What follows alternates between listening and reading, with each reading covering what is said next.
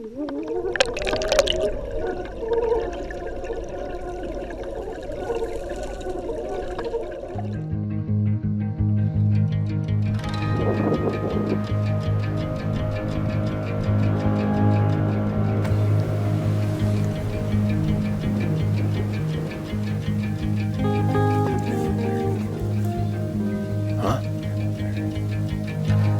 Now I wait to see what the hell we're doing.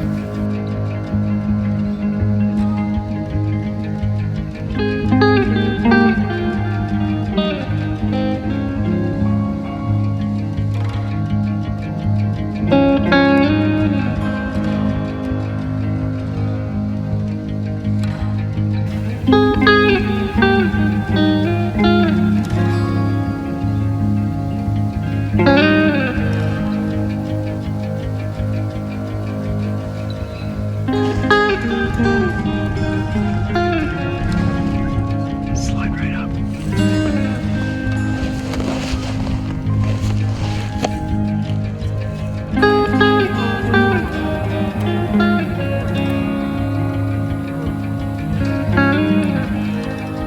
It's not the one we called up, is it?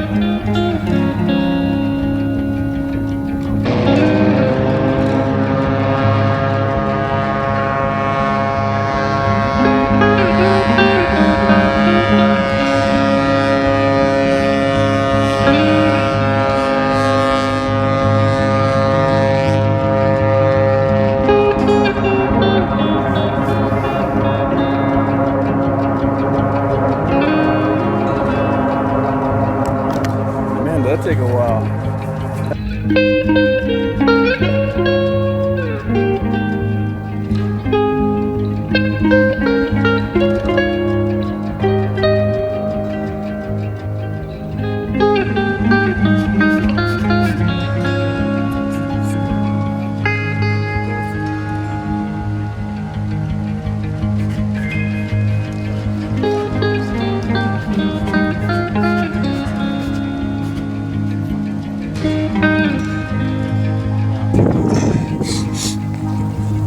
And this is how you come down.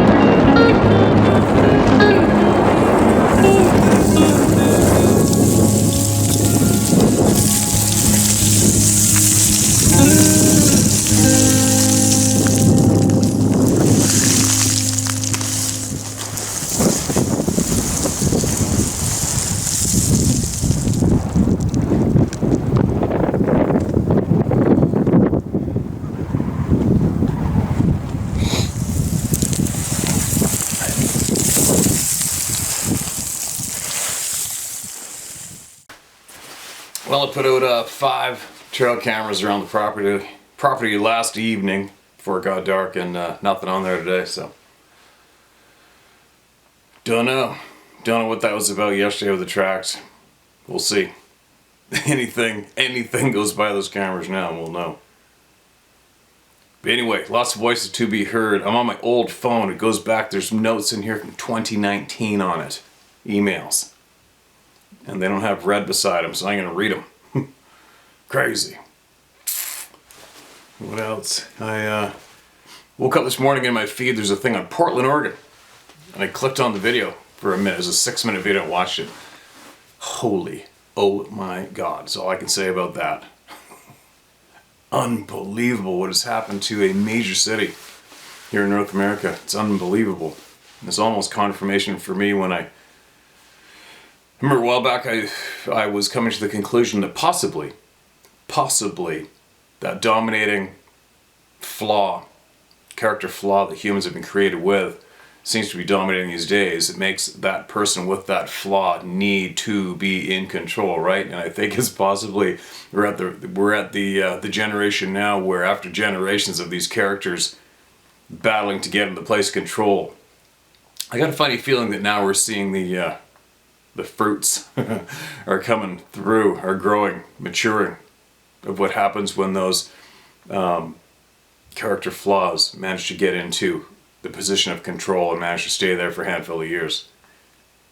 I think I may be correct on my theory, maybe. Who knows? Pretty amazing, though, what's happened to Portland, Oregon. Holy cow. Unbelievable. Anyway, I'm sure a lot of you people are from Oregon are here and you know what I'm talking about.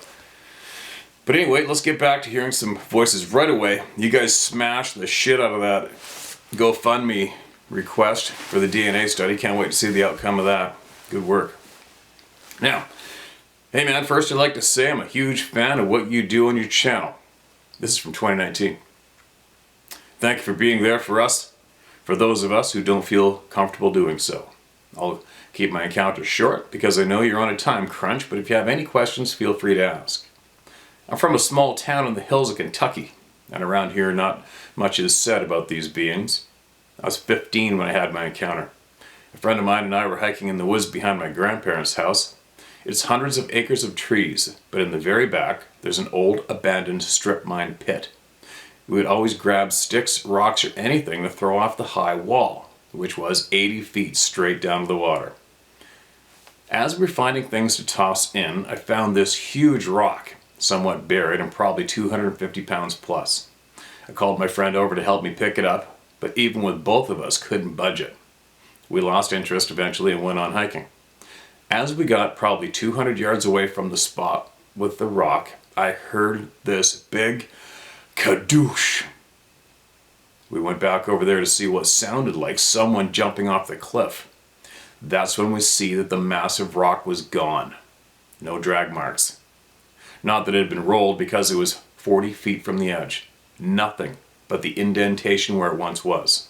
It looked like it had just been plucked from the ground and thrown in. We never seen or heard anything, but we got the hell out of there, and I haven't been back since. I can't say it was or wasn't a Bigfoot, but what else could have sat there and watched us struggle with it, and after we leave, just toss it in like a pebble? I've always wondered if it was just trying to show us its dominance because it knew two of us couldn't pick it up. Anyways, once again, thank you for your time and your no bullshit policy. Please don't use my name. Best regards. Okay, man, I got you. Yeah, that's pretty incredible. And that instantly shoots my memory back to a account of a native man who was fishing in a river close to the mouth of the river, netting salmon, filled his boat with salmon. And the tide went out and he couldn't budge his boat from shore. And he went somewhere to get help possibly and came back, and there were huge footprints going from the bush down to his boat. The boat was just pushed enough in the water. It wasn't leaving, I guess, it's still there. But something huge had come down, pushed his boat into the water and took a few salmon for its efforts. Pretty bizarre, right? So, I guess some of these beings do watch, and then they feel compelled to get a little bit of assistance or do something that might be kind of funny. That'd be something else to witness, and I wonder how many of us when we were kids would never go back there as well after that. Imagine if you turned around and seen the thing tossing it like a pebble. Here's the next one. My name is Eric Campbell. This is from 2019 as well. And as a young man at the age of 16 in the late fall of '79, I was being followed by a Bigfoot. A friend and I decided to share our profits from running 2 different trap lines while still in school. My friend ran a muskrat and mink line, and I would run a fox, coon, and possum line. That's a trap line for all those who don't know what that is. My buddy had 5 lakes and a creek that were about 2 miles, mostly open terrain. Excuse me. I had a 4-mile run, all woods except a little stretch of pasture field. We both got up early before school to chuck our lines, and also in the evenings after we got our homework done. The pelts were sold prior to Christmas, so we were able to purchase presents for our families. One morning prior to school, I got up and dressed to check my line. I'd carry a small wooden club and a hunting knife on my side. It was dark out when I would leave and had a headlamp and a stronger flashlight I would carry in my backpack. I had an English Springer Spaniel that always went with me on my morning and evening runs. About halfway on my run, I had 2 coons in my backpack, but I felt I was being watched.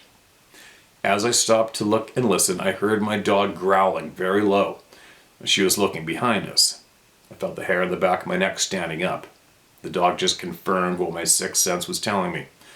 I scanned the woods with my headlamp behind us for movement. Nothing.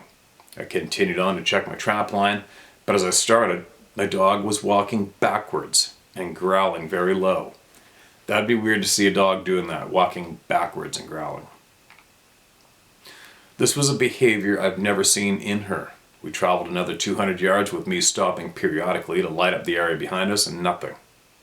Although I would hear footsteps stop after I stopped. We went another 100 yards with her still walking backwards and starting to growl louder. The noise behind us was closing in on both of us. I stopped and pulled my brighter flashlight out of my backpack. By now my dog's growls were much louder. I scanned once with my headlamp and then turned on my flashlight. As I swung the flashlight from left to right, I saw 2 human-like figures at a distance of 75 yards. I knew then I had a serious problem, but I never stopped swinging the flashlight. I didn't want them to know they'd been spotted. As I continued to swing the flashlight, my light hit an old tree stump with no bark on it, although this trunk has what looked like fur growing off of it. Also, at about 10 foot up this broken off dead tree, I seen steam in the air. As I continued swinging my light to the right, never stopping, I seen the reddish reflection of an eye. This third one had closed to within 50 yards. I had 30 yards to go before I could get to the open pasture field. My dog by this time had also seen what I had seen, and by glancing down at her, she was now turned around and her eyes looked like they were pleading with me to please run. I took her advice. With a full-out sprint, we were both heading toward the open field. I believe at one point in the sprint I was leading her. We hit the field, but there was a fence to cross, which my dog made short work of by going underneath. I threw my backpack over and followed her lead by diving and rolling underneath the fence, all the while thinking it would grab my leg as I was trying to get under. I knew by the sound of the leaves it was right behind me. As I scooped my backpack up, I swung the flashlight behind me. All I could see was fur. The smell in the air was like something sweet and repugnant. It was huge. As my flashlight hit its face, which was pointed up at a 45-degree angle, it let out a scream that felt like it reverberated through my soul. The thing could have easily ended my life. To this day I try to figure out why it didn't. 3 things never happened again after that morning. 1, I never checked my trap line without my father's .348 strapped on my shoulder. 2, my dog never went with me to check my trap line again. No shit. 3, the most important of all is, I never again questioned my sixth sense. Good for you. Thank you for giving me the opportunity to release this experience, which has been penned up inside of me for 40 years. Yours sincerely, Eric Campbell. Eric, appreciate you, man. That's not a very fun experience for anybody or anything to have. That is a real nasty thing to do to anybody. Why do they do that to people? I don't get it. I don't get it. Why? You know? Pushing the boundaries of what they can or can't do. I don't know. What a shit-eating experience, man. I'm glad you still go out. That's crazy. The dog never went. That's pretty bizarre. Everything's pretty bizarre, isn't it? What a terrifying frickin' experience. There's another one from 2019. Hi Steve, I had a sighting dragging a buck out of state game area in Roscommon County, Michigan. 4th day gun season 2013. I've been hunting for 45 years. Spent a lot of time in the woods, 3 to 4 weeks a season camping.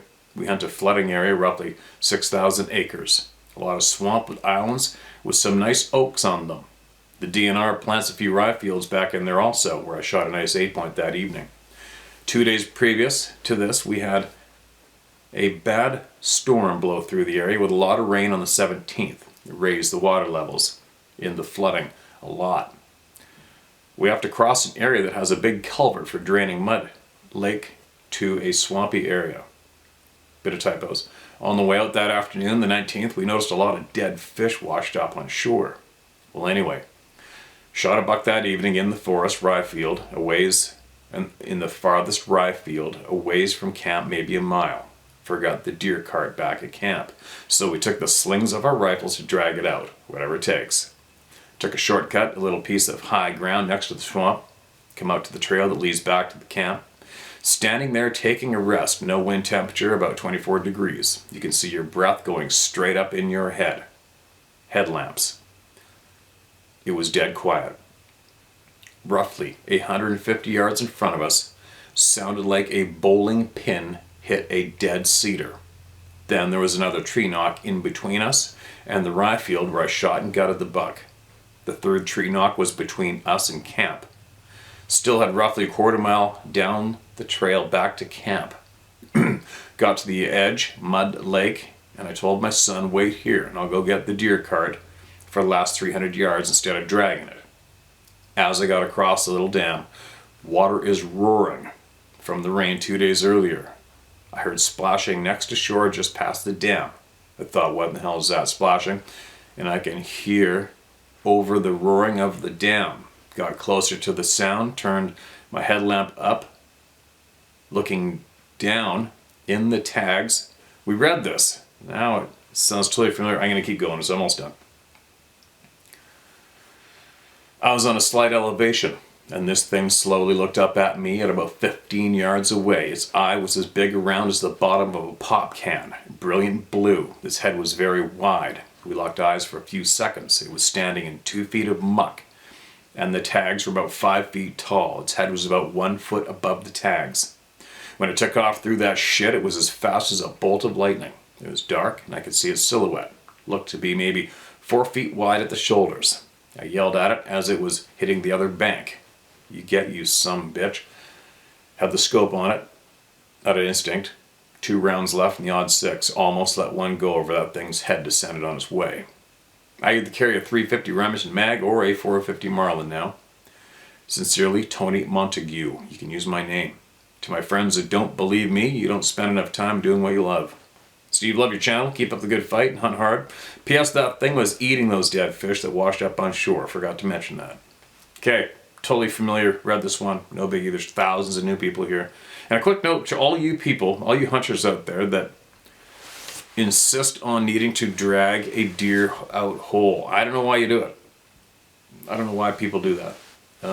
I put out videos. It's on my deer hunting Blacktail Hunter app too. Big game hunting app. I put out videos on YouTube. And I've shown people how to strip all the meat off the carcass and leave all the stuff there for nature to consume, which we're supposed to be doing. And taking home all the good parts, the stuff you're going to eat, and leaving all the other stuff that you're going to turn around and possibly throw in a dumpster or garbage bin or something where it's going to go to landfill or whatever, and it's not supposed to. It's the whole cycle is supposed to utilize the carcasses from kills from all of nature. It all goes in circle, right? We're supposed to leave those parts in nature on the ground. Anyway, so for all you people that get screwed up, especially having an experience like this, you know, I had to leave the deer, I couldn't get out by myself, or 2 of us had to pack it or drag it. Dragging heavy weight is how you throw your back out too. But anyway, I use a pack frame, an empty pack frame, so it's super light, and then I have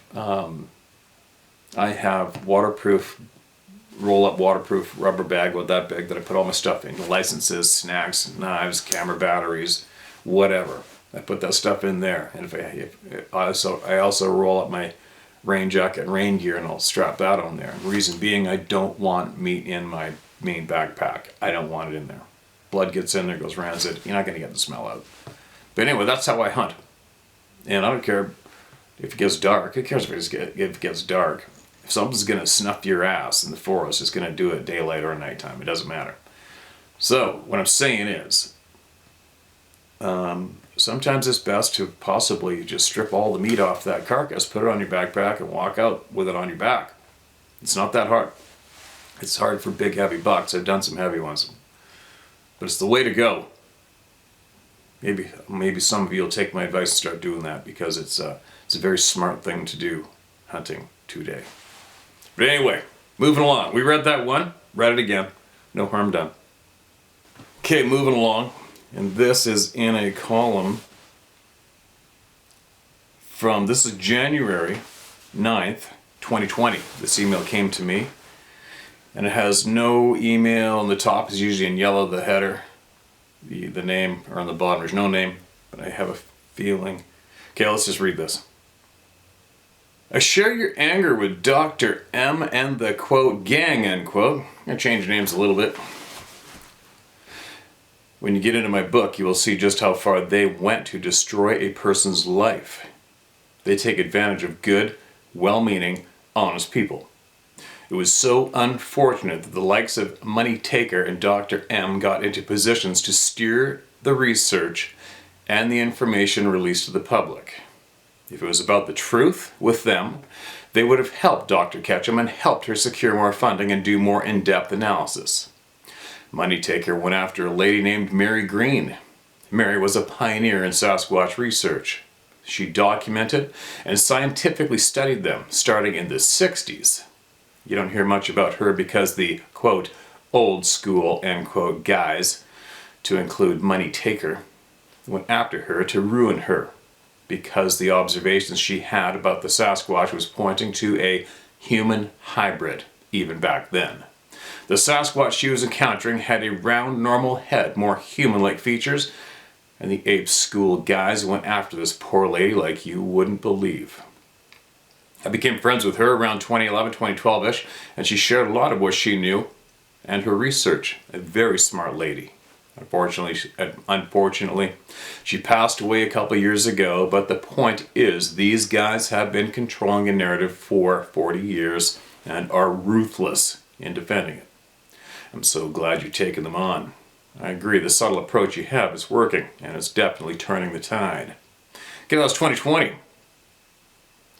There's nothing worse than hearing of anybody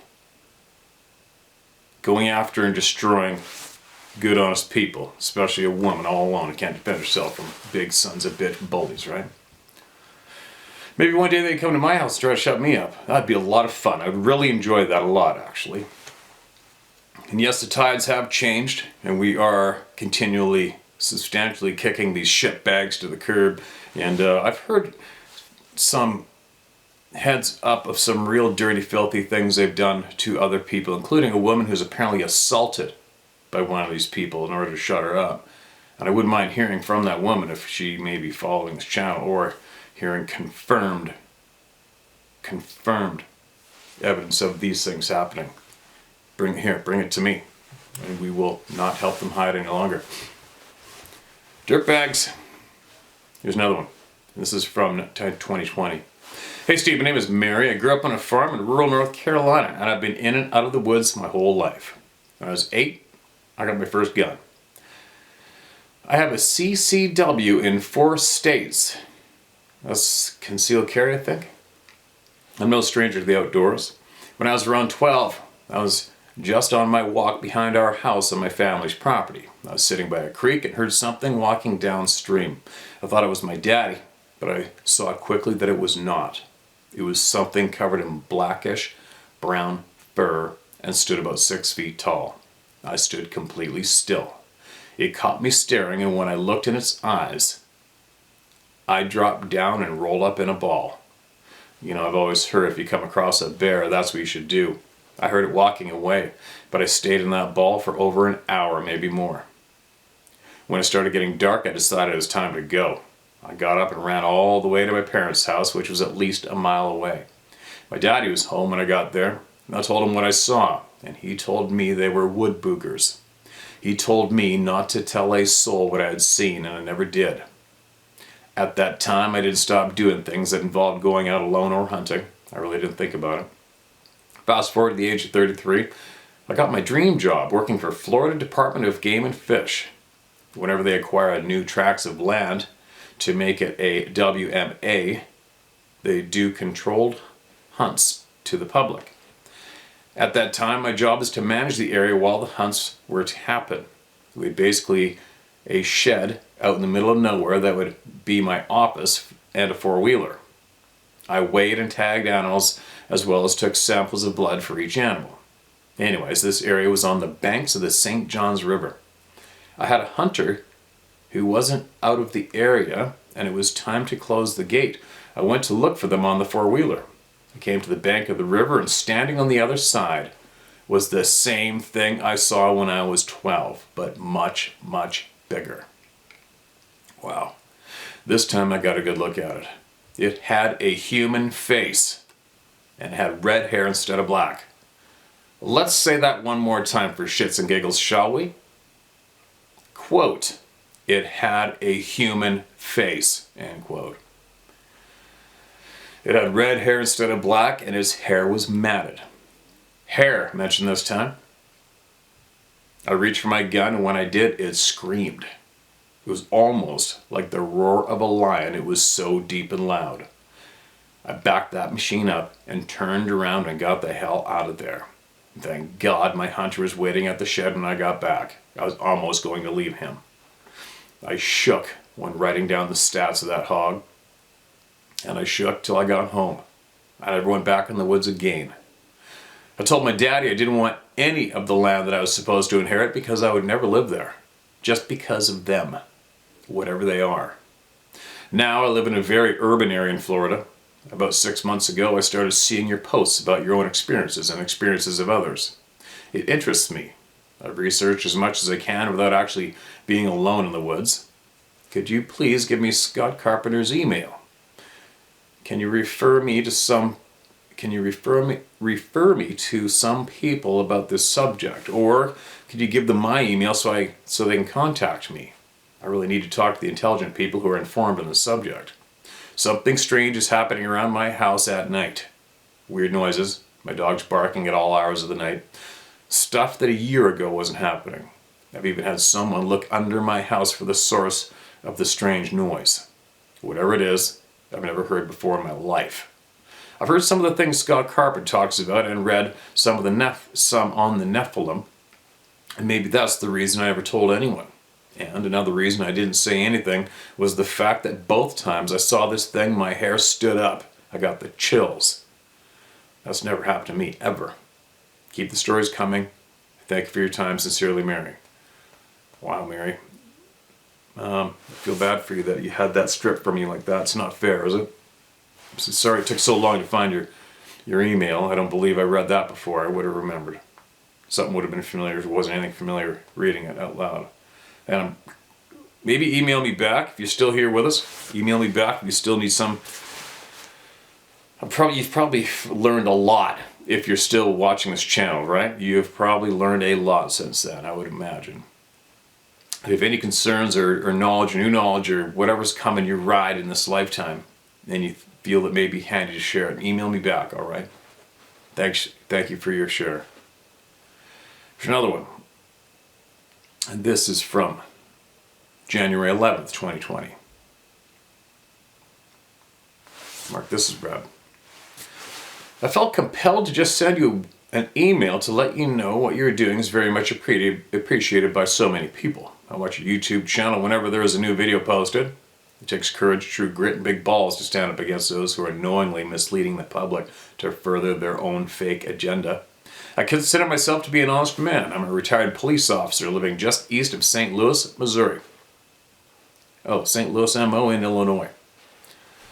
I have zero field experience when it comes to any form of research, and I have never hunted in my life.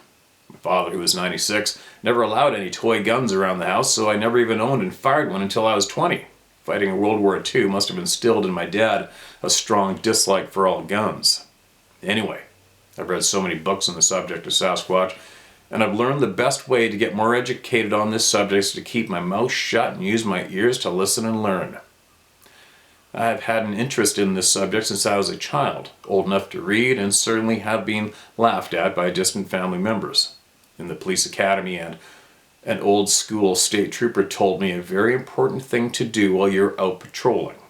He looked me in the eyes and said, if you take the time to always pay attention to your surroundings, remember that you will see more odd things out there if you regularly look into your rearview mirror.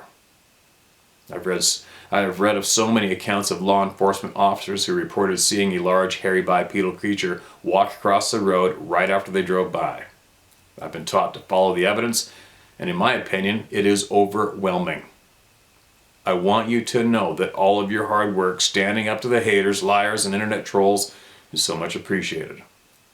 This subject is like a huge dam holding back water, but over many decades, there are holes and cracks that just keep getting bigger and letting more water leak through. The truth about this creature is just the same as all that water. And by the way, Melba Ketchum is one of my heroes, and what they did to her is terrible. God bless you and continue to fight the fight. Sincerely, Mitchell A. Sorrell. Appreciate that email, my man. Appreciate it. Sorry it took so long to get to it, but appreciate it. Those are words of encouragement for everybody here. Good one. And look in your rearview mirror, right? If you want to take something from that email, there's something to take. Look in your rearview mirror. Here's another one from January 12th, 2020. This is when people started getting up the confidence, starting to email in. One a day instead of 10 or 15, right? Mark this is red. Hello, Steve. My name is Ken Salmond, and I live in Parksville, BC. I'll try to keep this short, but have several experiences I will pass on. Okay, this is familiar. I might have read this. I remember emails from you. I'm a hunter by nature and started as a kid in Victoria. And at 73 years old, I have a fair bit of experience. I mentioned that to clarify, I know the bush and I know tracks. First experience in 76. I met a man a few years older than me. His name was Norm. One day Norm invited me and my ex to dinner, at which time he pulled out a Polaroid photo that astounded me. It was a picture taken on a sunny day from no more than 40 years. I still clearly remember it and did view it twice. It was a tall creature walking through some aspen trees, and it was as clear as a bell. My guess, about 7 feet tall, not big and heavy like Patterson photo, but lean and extremely strong looking.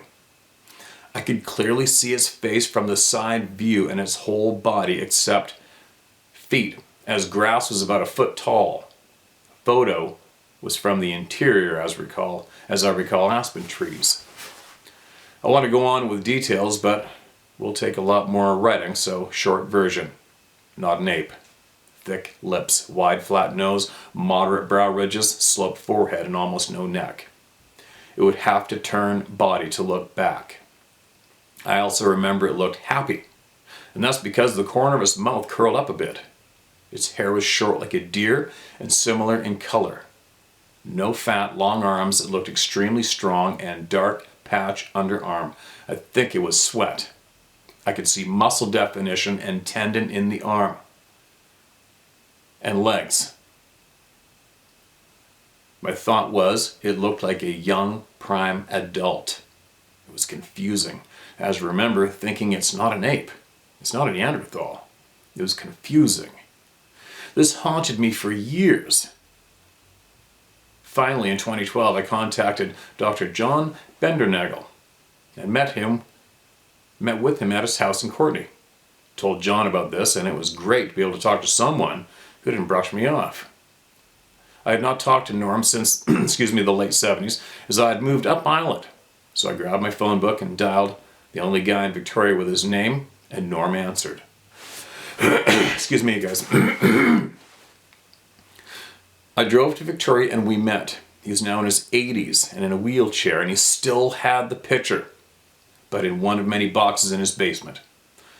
I offered him $500 for that picture, and I would pay for someone to search it out. I also set up a meeting with him and John, but by then John was sick. But on his last trip to Victoria for chemo, he did stop to meet Norm. Unfortunately, John passed a few weeks later, and Norm about 3 weeks after John, so I lost all contact. John did give me several photos and 2 plaster casts of tracks that I am thankful for, but the best part was finally meeting a man that I could talk to. As like you said in one of your videos, it never leaves your head.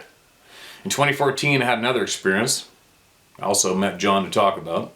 In short, my wife and I took a trip up past Great Central Lake in late March and into Strathcona Park, trying to reach Oceano Lake. Got stopped by snow next to the Ash River. I walked uphill looking for deer, whatever tracks I could find. There was nothing until I came across 8 huge 17-inch tracks in the snow that stunned me. So clear, I could make out small details in dermal ridges. I could describe in detail as some interesting details, but you're probably asleep by now. Oh well, not at all. I'm wide awake and right into this. I hope this doesn't stop going. If you want details, let me know. Thanks for listening, and thanks for the work you're doing, as it's so frustrating not being able to talk about what I know is real. I don't care if you use any of this. And as for Polaroid pics fading over the years, not so much. I have pics of Norm and 2 other friends dragging a moose we shot up at Aiken Lake, north of Manson Creek, back in '76. That is still pretty clear. I'm done. You got my email and my cell. I have nothing to hide from. Cheers, Ken. That is one hell of a frickin' email, isn't it? And it's amazing to me. I don't doubt for 1 second any word in that email. Excuse me. And where he just said in the end of the email where he saw the tracks is just this way from my place. Right over there. The Ash River is right over there. I was right beside it yesterday, actually. It's amazing. And isn't it amazing how many little roadblocks come up when it comes to, I've had people email me and tell me they saw clear Polaroids from a man near Pemberton who fed these beings years ago. Man passed away.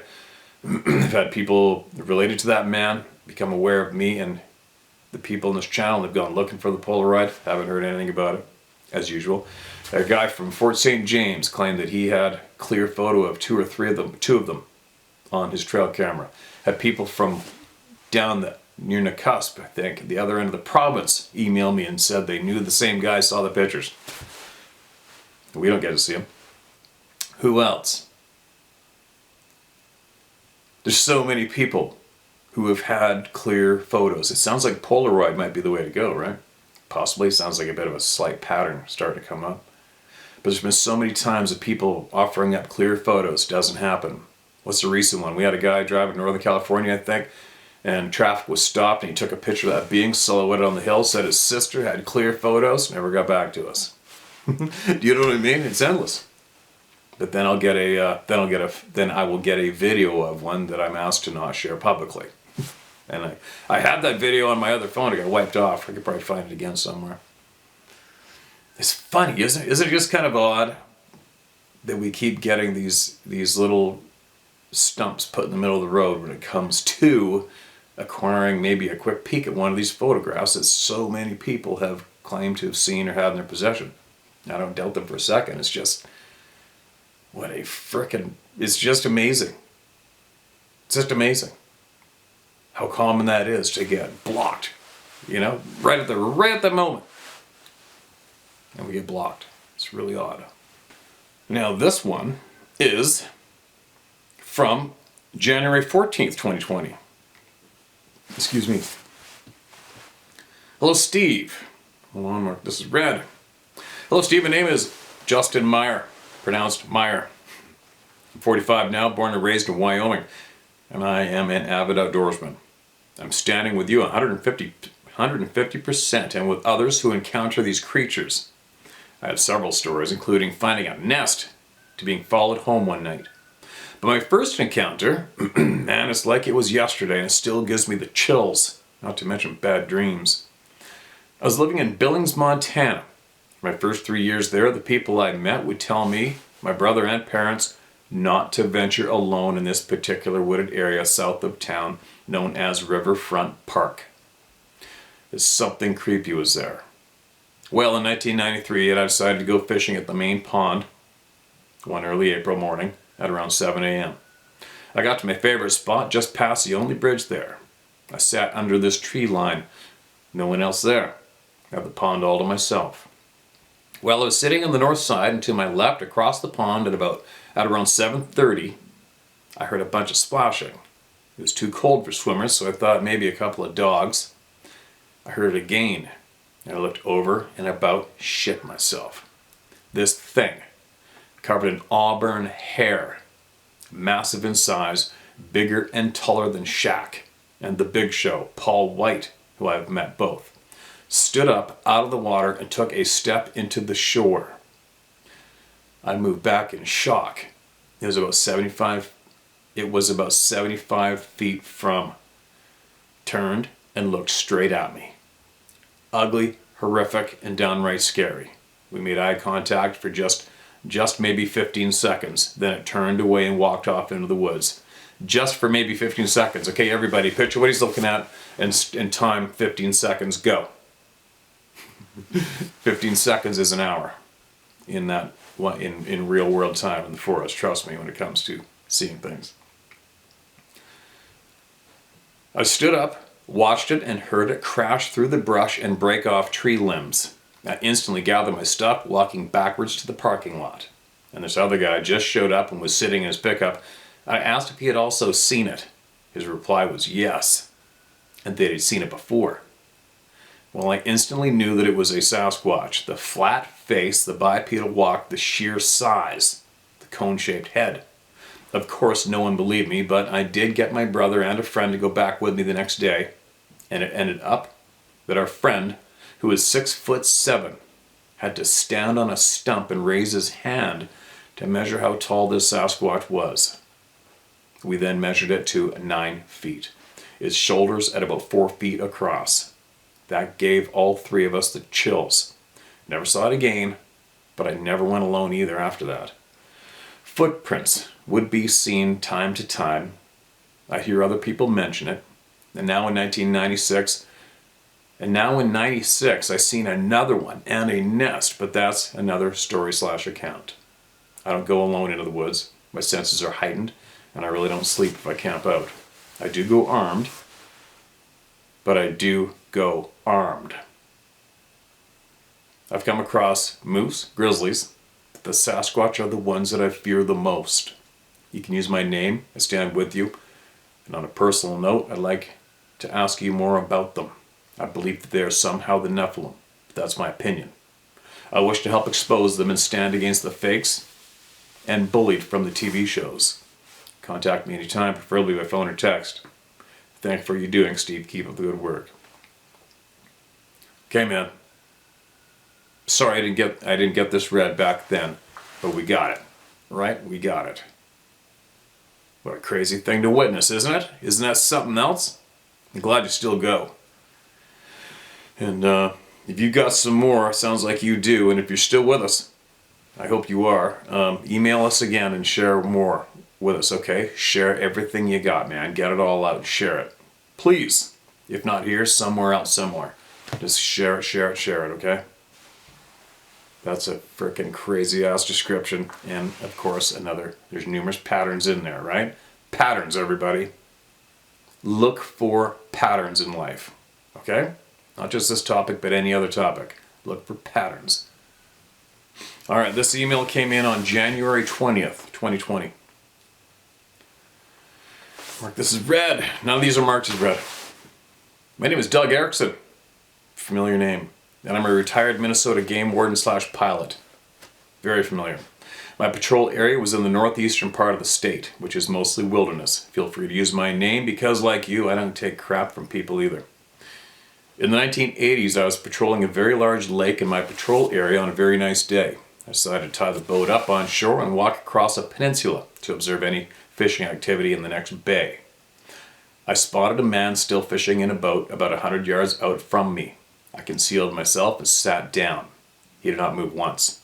I put my binoculars on him to see what was up. Okay, we read this, but this is very interesting. I'm going for it again. There's probably, 150,000 people here since this is read? He did not move once. I put my binoculars on him to see what was up. Within a moment, he started fidgeting, looking all around. He had his back to me and turned and looked directly at me. I was completely hidden, so he did not hear or see me. He started his boat and came to shore about 30 yards down the hill from me and started looking around, under brush and behind trees. I thought that he must have a hidden pile of fish somewhere and decided to let him pick it up before I picked him up.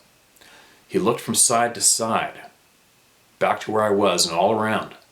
After a few moments of this, I realized that he was looking for me. I was startled by this, but also very curious. As he walked around and started to get further away, I mentally told him to come back, and he did so each time until he walked up to the brush in front of me, spread it apart, and looked me right in the eye. I said, "How you doing?" He said, "I knew someone was watching me." I said, "Have a seat and let's talk." We soon discovered that we were both Army vets, and he said that he found he had that skill while in Vietnam and it saved his ass many times. I have felt this sixth sense many times when working and always took it as a warning. Get the hell away and find another route. What this guy did was amazing. He knew I was not dangerous. I forgot to check his fishing license. After a feat like that, a handshake was more in order. Jump ahead 30 years or so. A group of us outdoor types shoot sporting clays, and we were sitting on the deck of the clubhouse, and the subject of Bigfoot came up. I mentioned that I had doubts about any primate living in the wild in Minnesota in the winter because they lose body heat so fast and the calories needed would not be obtainable. We do get minus 60 F and colder here. My teammate spoke up and said he had seen one. He managed a mining supply company and was traveling between towns and had to take a leak. He pulled off on a side road close to where his hunting shack is and stopped by a power line. As he was doing his thing, he looked down the hill to a small swamp and saw a huge figure pulling cattails out. After a moment, the figure stopped, turned around and looked at him. It then ran to the popple tree, probably poplar, and hid behind it and looked at him from side to side, not realizing that his shoulders were 4 times the width of the tree. Nobody in the group said a word. 3 of us were retired law enforcement, some were loggers or miners and log cabin builders, all outdoorsmen. I broke the silence and asked where he was exactly when this happened. And he said, right near Eveleth, Minnesota, Eveleth, close to me and one of our coldest towns. I never seen or found sign of a Bigfoot during my working years, and if I had, I would have kept my mouth shut until retirement. My friend said that it spooked him, and he told no one except his wife and hunting shack partner, and I believe my friend. Good for you, man. I believe him too, especially now. And I appreciate that. I never forgot about that because that's a skill that I'm really curious about, that I believe every single one of us possibly has in us, that man that was in the boat. I'll bet we all had it. I'll bet we all had that and more. Originally, I have a very sneaky, strong suspicion that might be true. But anyway, sir, appreciate you again. And if you've come across anything new since then, if you're still watching the channel, you know the drill. You know the drill, right? I want to hear it all, man. I met some real good people from Minnesota, guided them in the north for big game. It's non-stop, man. All right, I'm going to read this one more and I'm going to get going. And this one was sent in January 19th, 2020. Oops, and I just lost it. Hold on, where'd it go? All the way to the bottom. All right, here we go. In 1967, I was 10 years old and had gone trapping with my grandfather on the Groundhog River in northern Ontario. He had built a couple of cabins along the river to serve as stopovers as he made his rounds. We arrived at the cabin, which was deepest in the bush, to find our cabin completely ransacked by what we, at least I thought, not having heard of Sasquatch at this time, were bears. For years, I put off the strange things I saw that day as merely the incredible abilities of a hungry and curious bear. But today, armed with the knowledge of Sasquatch, in retrospect, it could have only been a Sasquatch. I should have guessed by the puzzled look and awkward silence from my grandfather that this was no ordinary bear. B&E. Oh, this is no ordinary bear, B&E. Number 1, the door had been ripped off and was found in a clearing a couple hundred yards down the trail. Number 2, the wood stove, a cook stove, which took 3 men to move, was found 500 feet up the trail. What was even stranger is that there were no drag marks anywhere. between where it originally sat and the clearing where it was found. Number 3, every jar lid, every container, every box had been opened. A case of wooden matches with 20 smaller boxes in it had been opened, and every little box had also been opened. Wow. Number 4, the 2 cot beds were never found, mattresses and all. Fortunately, the bunks had been left intact. Number 5, one of the windows had a loose steel mesh over it, with the squares being approximately 1 inch. It looked as if something put its hand or paw in it and squeezed all the metal to the center. The list goes on. Things a bear could never do, but I was too young to realize. I never thought to look for tracks, but I'm certain my grandfather did, being a master woodsman, which is probably why he did not mention it. That was the last year my grandfather trapped. I often wondered if it was because of the encounter or simply old age. Another interesting story I'm certain you've never heard. In '94, I was working in a healing center in Australia, where they often had shamans, psychics come and do presentations, etc.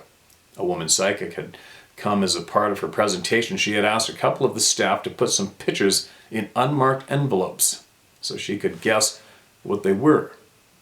As one of the pictures, I put a sketch of a Bigfoot. That evening, as she successfully guessed her way through the envelopes, she come to my envelope. Immediately, her face went completely deadpan. Dropping the envelope on the floor, she said in a terrified voice, "Someone must stop these beings. They are working with the ETs and disappearing people." End quote. She was very upset and refused to touch that envelope again. Sure enough, it was my Bigfoot picture. Make of that what you may. My name is Dan. That'd be interesting to talk to that woman, Dan. If you're still with us here, what are the chances of you knowing who she is? I wonder if you could find out who she is, where she is, and if there's any contact for her.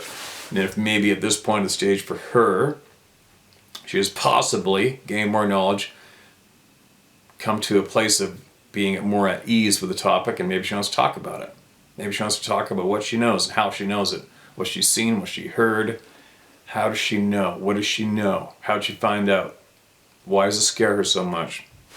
Right? I'd love to hear from that woman. Anyway, sorry it took so long to get to it, but I got to it. I'll eventually get every single frickin' email read, you guys. Anyway, I gotta go. I gotta get ready to go. I got some stuff I gotta do first and start packing up my gear, and me and Adventure Puppy are going into the BC coastal mountains. And I'm gonna videotape everything and take you guys with me. See you in a bit.